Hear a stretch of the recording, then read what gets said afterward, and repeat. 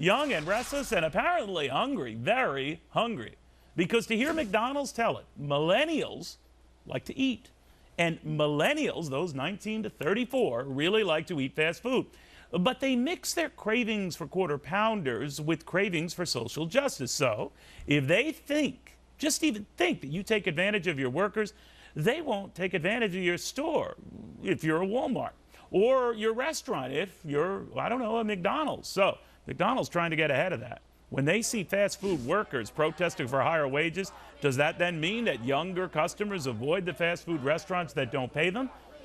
Well, we thought we'd ask a millennial, Michelle Fields, who barely qualifies because she's actually 19, has her doubts. Anyway, what do you think of that, Michelle, that your generation would sooner pay a lot more for a burger than to go to a place that doesn't pay its workers enough?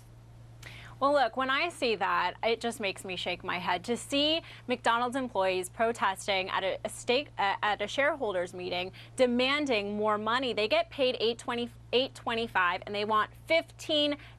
Look, we have 7.5% unemployment right now. So many people are struggling to get a job. So many people that I graduated with are knee-deep in student loans, can't find a job. I think if you have a job, you ought to be thankful that you have a job in this economy. All right, so your fellow millennials feel the same way, because a lot of them sympathize with workers who are making the case that they're somehow taken advantage of and that it's not fair, it's not right.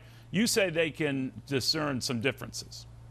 I think so. And I think that when you have a cheap product, that's what drives people to your store. That's what drives your business. And if there's a cheap product for me, yes, I may care about social justice and whatnot, but if there's a cheap product, I'm going to go get it.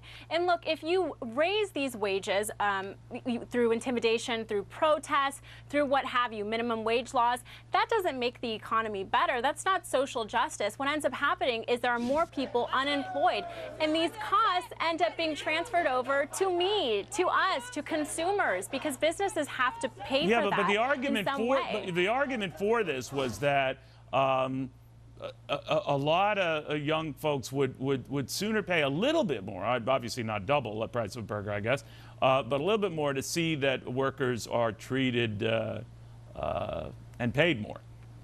Well, I don't think that they're being treated unfairly. I think that they're getting a livable wage. They're trying to say that it's not a livable wage because if you work part-time at McDonald's, you are below the poverty line. But if you work full-time, it is absolutely a livable wage. And I think most people are not in favor of unions. We're seeing union membership at an all-time low, and young millennials don't like unions either. And the reason why is because they realize if they join a union, they may end up like the Hostess Bakery union, which ended up leaving all of their members unemployed.